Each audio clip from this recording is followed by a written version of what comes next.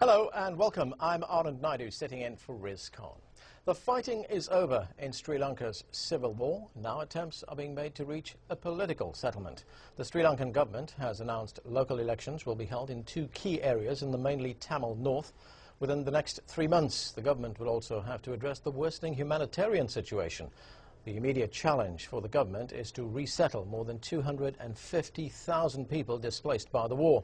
UN Secretary-General Ban Ki-moon toured refugee camps this weekend and pressed the government to allow the UN and aid agencies full access. On today's show, we take a look at the worsening humanitarian situation in Sri Lanka and the political fallout and ask, what's next for Sri Lanka's Tamil population? Remember, you can join our conversation with your questions and comments. Log on to livestation.com/AJE, enter the chat room, and then take part. We, of course, also welcome your phone calls on this show. Joining me to discuss the issue from London, Jan Jananagayam of the NGO Tamils Against Genocide, a human rights group. She's standing as an independent candidate in the upcoming European parliamentary elections. From New York, Dr. Anna Neistat, a senior researcher at Human Rights Watch. She investigates human rights violations in crisis situations. And here with me in Washington, Ambassador Devinder R. Subasinghe, Sri Lanka's former ambassador to the United States and Mexico. Welcome to all of you to the program. Jan Jananagayam, let me start with you. This has been a long and bitter war. Hundreds of thousands of Tamils are still being held in camps, and we've heard of widespread and brutal human rights abuses committed by both sides. Do you believe, given all those circumstances, that there is a chance for reconciliation between the two communities in Sri Lanka right now? I think that it is too early to talk about reconciliation. I don't think the Tamil community is ready for that. I certainly don't think the Tamil diaspora is ready to discuss it. At the moment, the diaspora is in a state of mourning and shock, and that is exactly what I think we should be allowed to do. But I also think that the next step for us is that we'll be looking for justice. We think we've been betrayed by the international community. We think that no one stepped in to stop the massacre of Tamil civilians.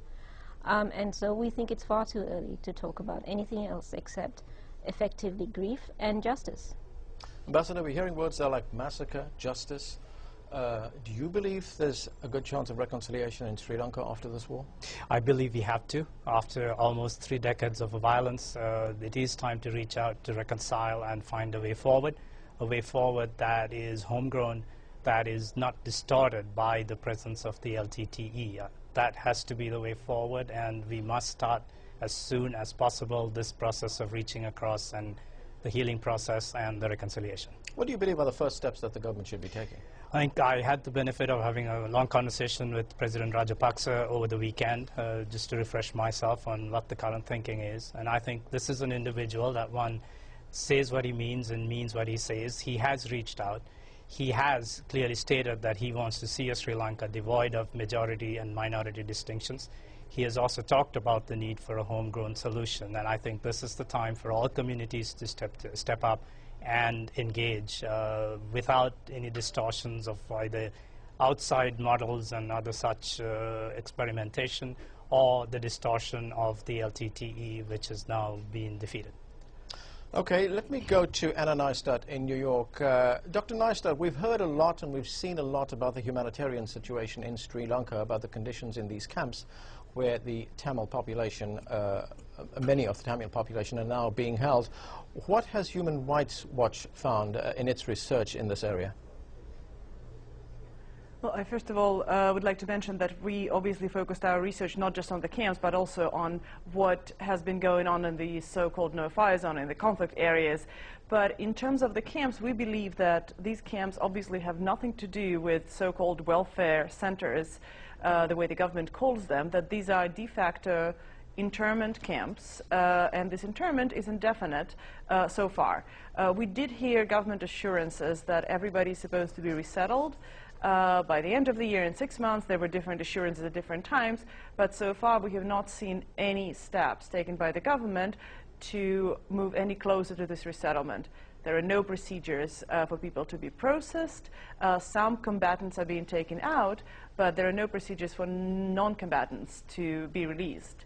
As you said, there are currently more than 250,000 people deprived of their freedom with no basis and for no reason. I think if I may just step in there, Anand, I think there is a process that has to be instituted. This is a huge, large number of displaced personnel. There's also the complicating factor of upward of 5,000 LTT cadres that are reported to be in these camps.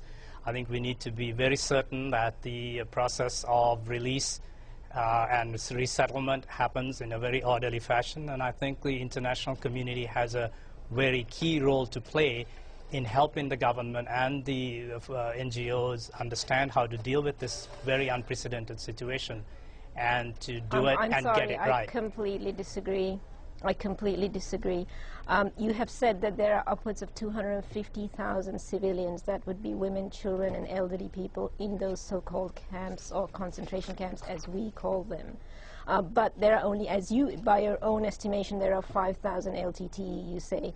But you know, to me, that's a 50-to-1 ratio. You cannot hold an entire population of a region in prison under the conditions that you're holding them. And this is exactly what happened in the safe zone. Those people that were in the safe zone were massacred. And the ratios, it's 50-to-1. It's ridiculous. It's simply not acceptable. And people are innocent unless proven guilty. I mean, you must remember that. This is why we say this is an ethnic war. It's a race war. The ratios are insane. If you're Tamil, there's an assumption that there are 5,000 LTT people. Actually, there are probably 5,000 young men and women. And that there's an assumption that the presumption of innocence is simply not being met. I think at this time... Can I just say a word of... At this time, I think it's very important to dial down the rhetoric, dial down the labels, look at the practical issue. Yes, there are 250,000 mothers, daughters, children, and other pregnant mothers as well in these camps. I think we need to dial off the rhetoric and focus on practical solutions. I'm sorry, to it's conditions. not rhetoric when people are kept in camps. It's not rhetoric. The Telegraph has reported that 60%, and I saw this report, that 60% of the people in camps have serious injuries. How did that happen? It's not rhetoric. We want answers. I would totally agree that it's not about rhetoric. It's about camps surrounded by 3 layers of barbed wire, and I saw it with my own eyes. So no matter what Sri Lankan government is trying to say to the international community, I will really talk about what I saw there. And, you know, speaking of the international community and the kind of access that the international community is supposed to have, I would absolutely agree that this is the kind of process where international community should play a prominent role. But so far, as of today, as far as we understand, even the minimal access that international community had to these camps, and we're talking not journalists, not human rights organizations, we're talking just humanitarians, and even this access has been cut. Vehicles are not being allowed to enter the camps. And as in response to that, some humanitarian agencies and ICRC halted its operations at least a couple of days ago. And I think what I find really fascinating is that Sri Lankan government is trying to act as if it's the first country, the first government in the world to which something like that is happening, and that there is no international practice and no international standards applicable to this situation. And having worked in dozens of conflicts, similar conflicts, I know that of course the government has the reason to keep people for a short time, screen them, but there are procedures and there are international norms that need to be followed. Okay. Keeping thousands of people behind coiled barbed wire is not the way to do it. And over time, they will be followed. Yes. Okay, Jan, I want to go to an email that we received from Rizvi Junaideen in Toronto in Canada, and he writes, the LTTE ruined innocent Tamils' lives for decades, and the Tamil diaspora added fuel to the fire with the support of the international media. Right, you want me to comment on that? Yes, do you want to respond to that? Yeah, absolutely. The position that my view on this is that that the discrimination against the Tamils has taken place over 60 years.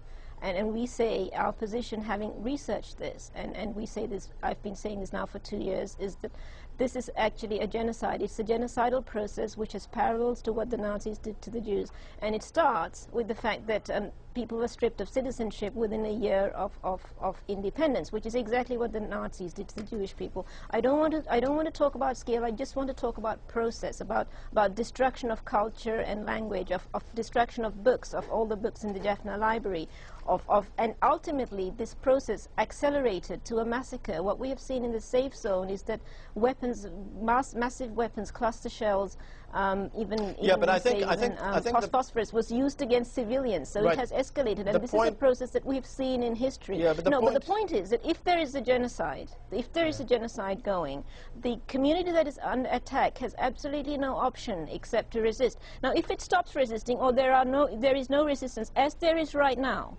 then what? Because now you say the LTT is defeated, there is no more LTT. What then arises is, under the Genocide Convention, there arises an obligation for the international community to step in. And that obligation has always been there, regardless of whether the LTT exists or not, but particularly now. Okay, I think the point that this viewer is making here is that the LTT contributed to the violence that took place. Look, the LTT is also... Well, exactly. But